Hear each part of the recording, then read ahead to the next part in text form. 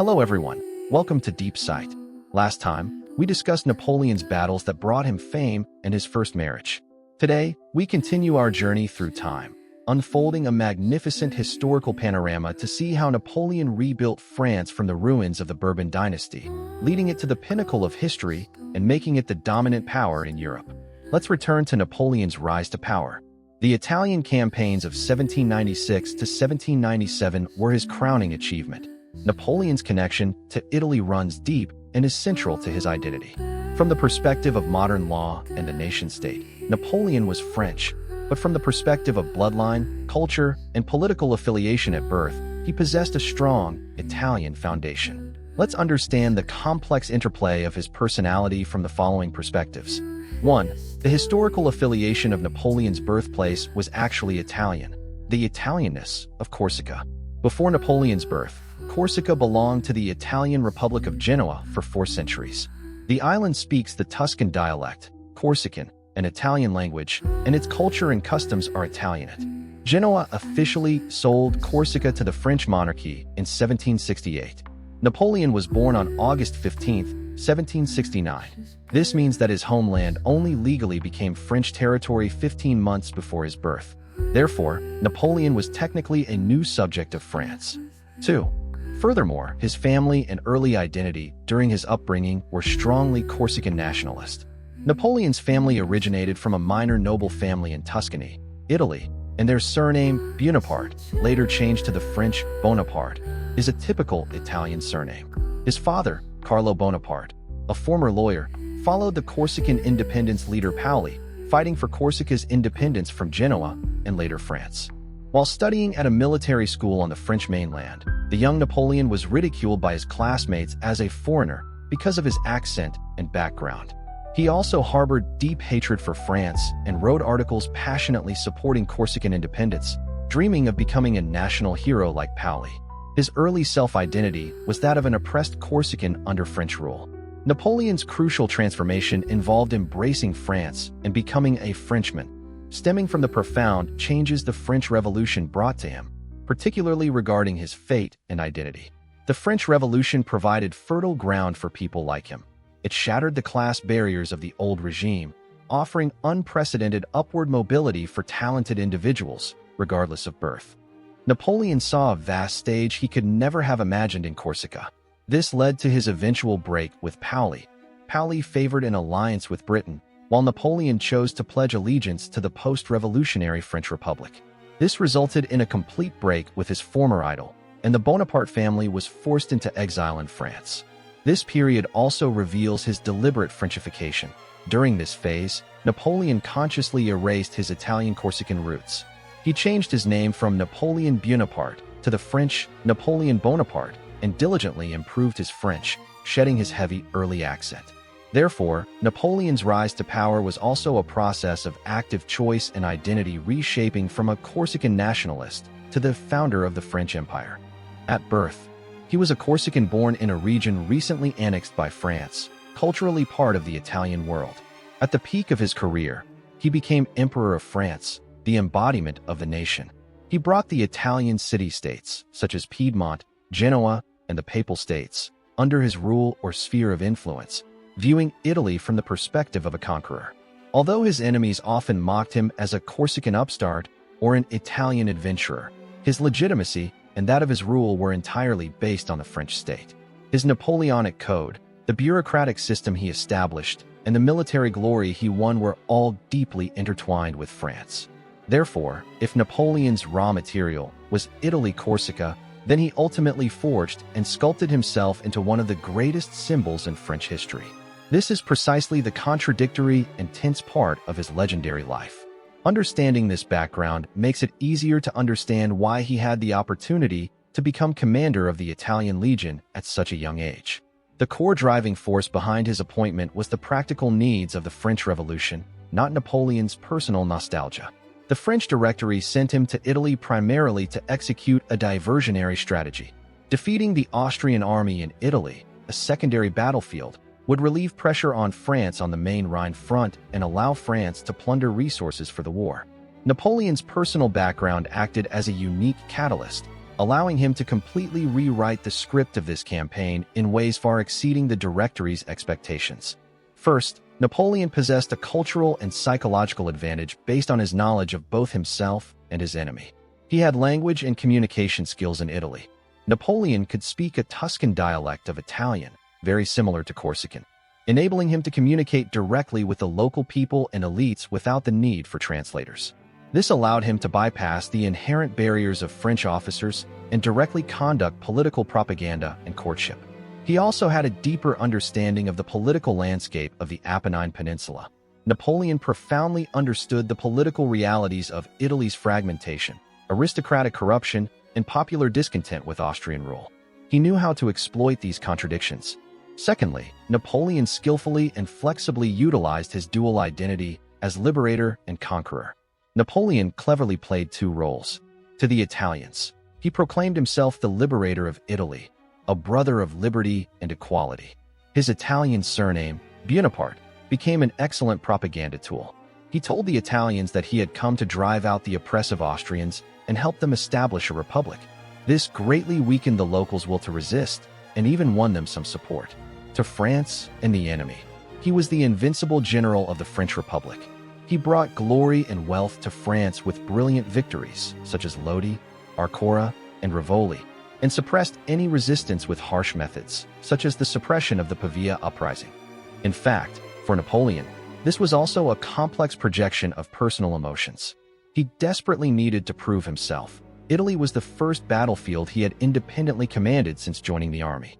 Here, this Corsican country bumpkin, once ridiculed by his French classmates, had returned as a French general, conquering the vast Italian lands as a Corsican refugee. This was undoubtedly a powerful psychological compensation and a need for self-affirmation.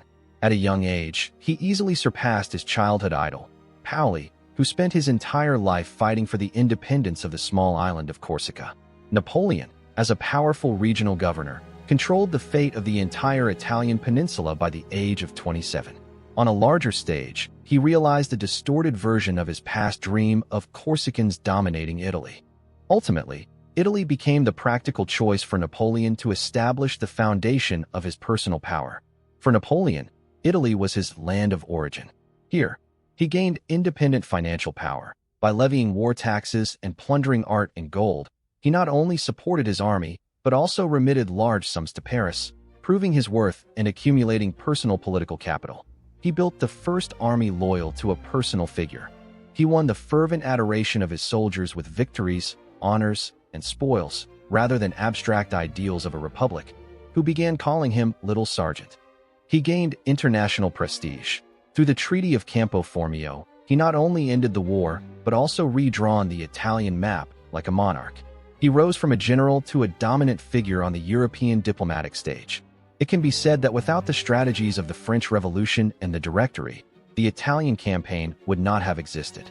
However, without Napoleon's Italian background and identity, this campaign might have been just another ordinary border raid, rather than evolving into a legendary epic that completely reshaped the Italian political map and ultimately propelled Napoleon to the pinnacle of power. His background allowed him to understand the Italian game, know how to play it, and possess a personal passion and ambition far exceeding that of the average French general to win it. He used his Italianness as a tool, but his ultimate goal was always to serve his grand ambition as the creator of the French Empire. Italy was both the starting point of his ambitions and the first and most convenient stepping stone he used to realize them. Let's examine how Napoleon's dreams came true in Italy. On March 11, 1796, Napoleon left Paris and arrived at the headquarters of the Italian Legion in Nice on March 27. At this time, the Legion was in dire straits, lacking equipment and supplies, and owed more than 2 months' pay. 2 weeks later, on April 9, Napoleon had largely resolved the training and logistical problems, gaining the support of the army. Referring to his plans for invading Piedmont conceived at the Bureau of Surveying and the campaign of the Marquis of Maiboi, he devised a plan to concentrate his forces to first defeat Sardinia and then deal with Austria. Napoleon divided his approximately 30,000-strong field army into 3 parts. Messina stationed at Montanade, Auguero to Cairo to confront Sardinian forces, and Serrurier stationed between Olmia and Gorizio. At this time, the anti-French coalition numbered a total of 57,000 men, including 32,000 Austrian troops led by Johann Peter Buell, 20,000 Sardinian troops led by Michelangelo Colli, and 5,000 Austrian troops. Napoleon planned to concentrate his forces to overcome this disadvantage. He chose the Catabona Pass to break into northern Italy, thereby cutting off Osasuna's connection. On April 9th, his troops crossed the pass. The Republic of Genoa requested aid from the coalition, which mistakenly believed the French objective was Genoa and moved its troops there. Napoleon used this as a pretext for an ambush. On April 10th, Buell led his troops through the Bocchetta Pass towards Valtry, ordering Eugene-Guillaume Argenteau to attack Montenot. Argenteau moved south to attack Messina's outpost between Savona and Montenot, but his attack on the French forces at Mount Nigino failed. On April 11th, Napoleon decided to besiege Argenteau.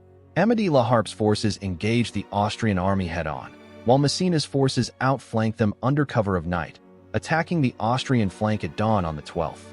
Argenteau's 6,000-strong force collapsed, with only 700 men killed. Napoleon successfully separated Buell's and Colli's forces, deciding to deal with Colli first, ordering Messina to advance to Dago to block Buell. On April 13th, Napoleon advanced westward to confront Colli, ambushing him at Molestimo and forcing him to retreat to Siva. After the battle, he turned back, and on April 15th, he surrounded the Austrian army from both sides at Dago. Buell's forces were rendered ineffective, and communication with Osas was severed. On April 21st, Jean Serrier's column broke through Colli's remnants at the Battle of Mondovì, and Sardinia signed the Armistice of Calasco, withdrawing from the war. Sardinia's collapse put the northern Italian anti-French coalition at a disadvantage. Napoleon prepared to cross the Po River and attack the Austrian army on the Lombardy plain. He deliberately mentioned in the armistice that the French had the right to cross the Po at Valenza and deployed troops nearby, leading Buell to believe that the French would cross there. On May 7th, the French crossed the Po at Piacenza. Anton Lipthay's forces noticed the French movement, and the two sides clashed at Fombio. Even with Austrian reinforcements, the French were overwhelmed, and the entire French army crossed the river. Buell, threatening his left flank and connection with Mantua, abandoned the Duchy of Milan, leaving 12,600 rearguard at the Lodi Bridge before crossing the Adda River and retreating to Crema.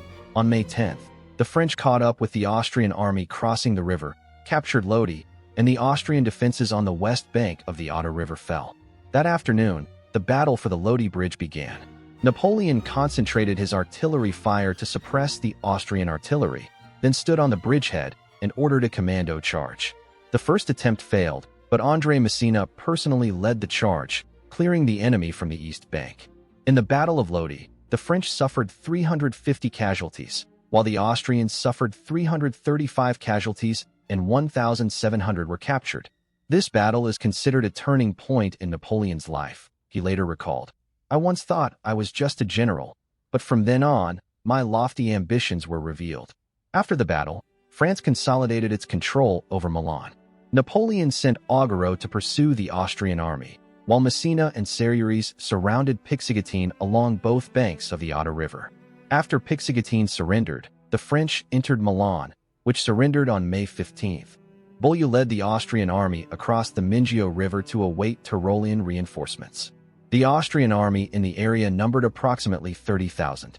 On May 30th, Napoleon led his army across the Mincio River via the Borghetto Bridge, and the Austrian army was repelled and retreated to the Adige Valley. On June 3rd, the French army completely besieged the Mantua fortress. On July 15th, Napoleon began his attack on Mantua, defended by 13,000 Austrian troops.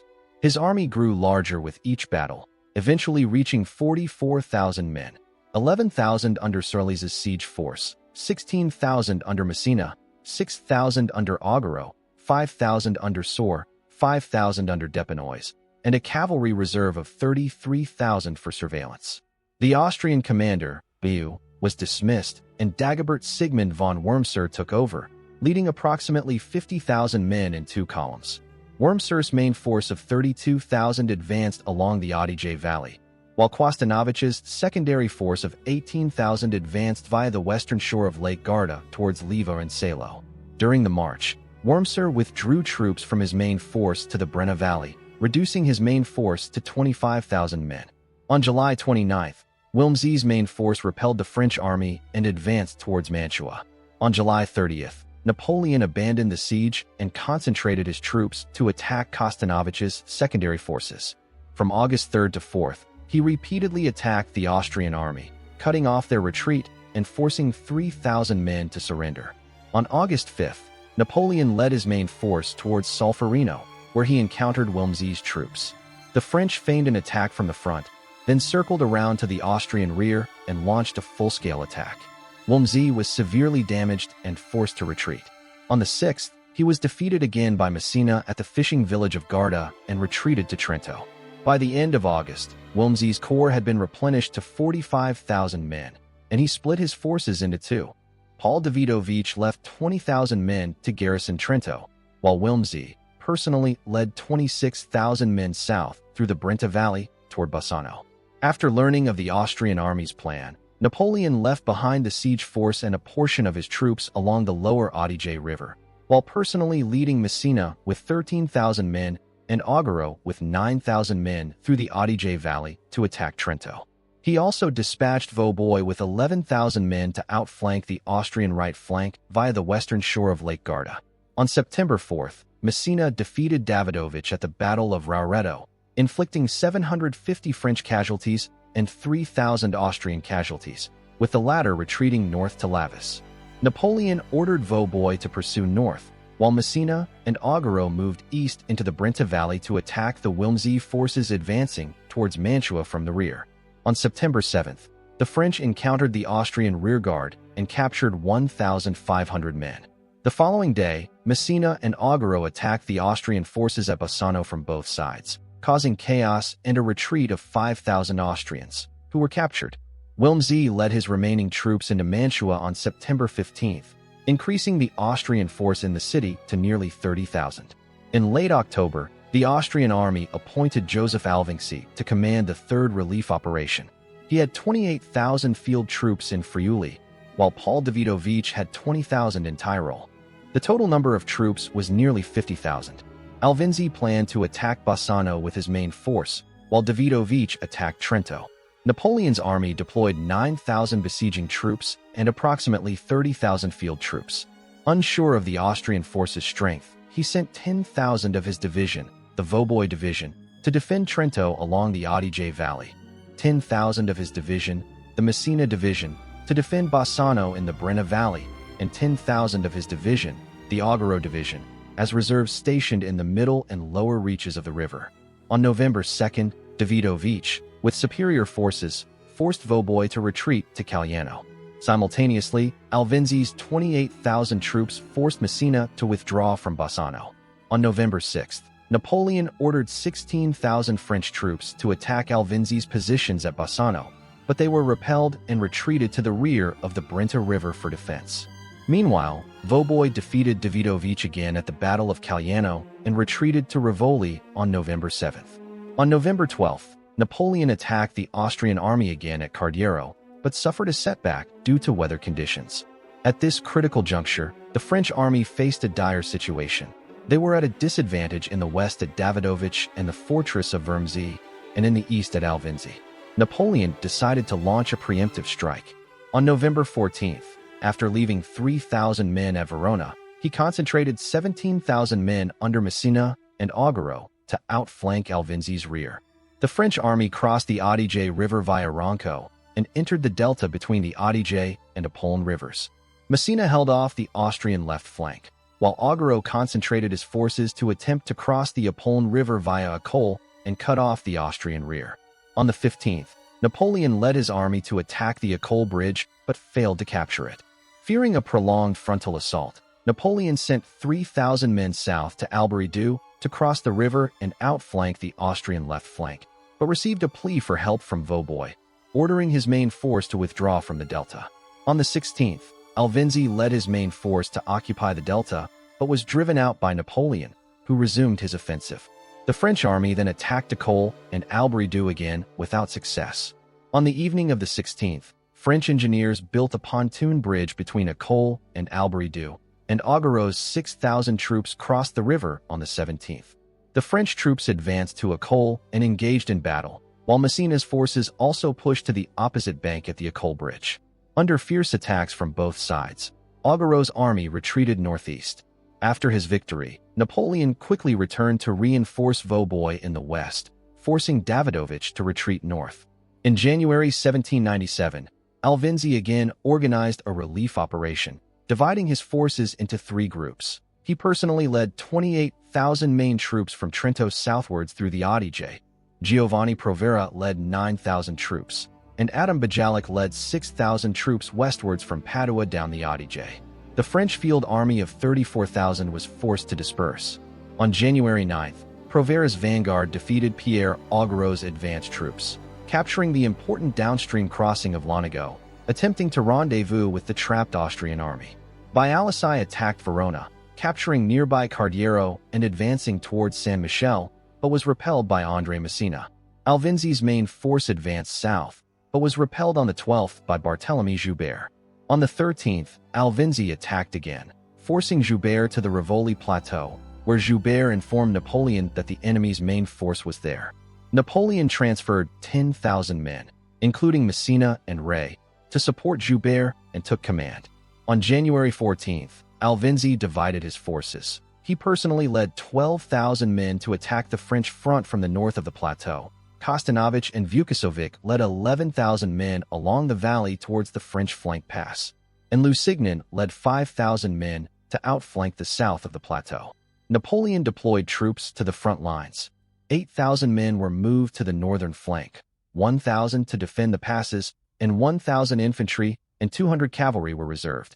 At 4 a.m., the French launched a surprise attack on the Austrian army, halting the offensive, but retreated due to insufficient manpower. At 10 a.m., Massena's troops reached Rivoli, and Napoleon ordered a counterattack, driving back the Austrians.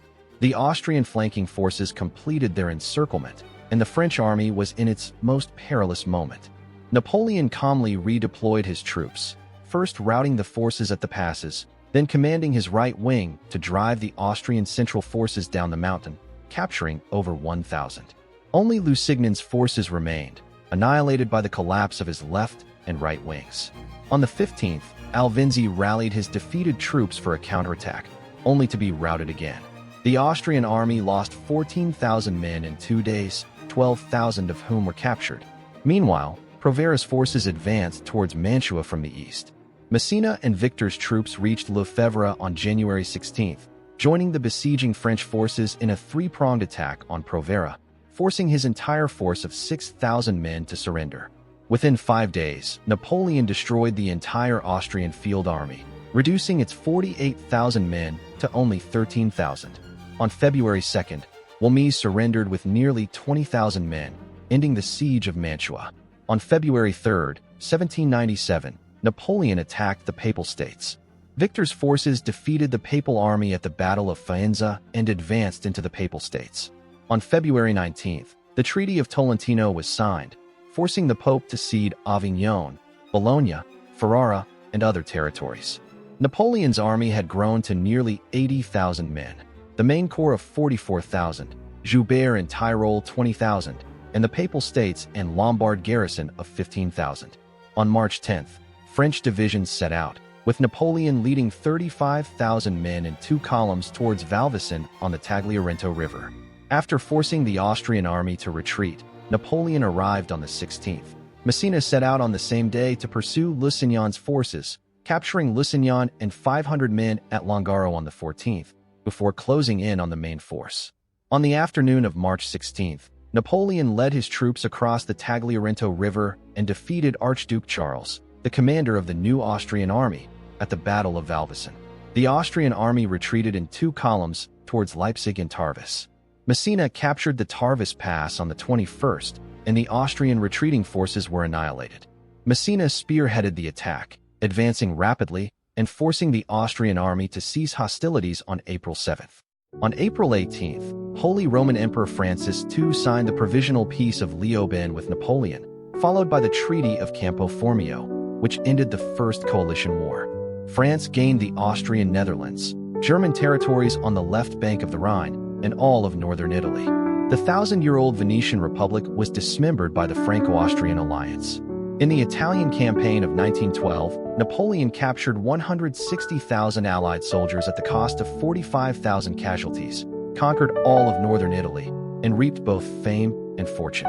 He spearheaded negotiations with Austria, and at the age of 27, Napoleon became the undisputed greatest military power and national hero of France, his prestige soaring. Dear viewers, thank you for watching. I am your time navigator, Lawrence. Let's explore the truth of history together. Learning from others can help us understand our own successes and failures. Learning from history can help us understand the rise and fall of dynasties. I hope today's sharing will give you a new understanding of Napoleon's life. Let's work together for world civilization and peace. If you like this video, please like, subscribe, and share it with more history enthusiasts. In the next episode, we will discuss how Napoleon rose to prominence during the French Revolution, reshaping French history. Stay tuned.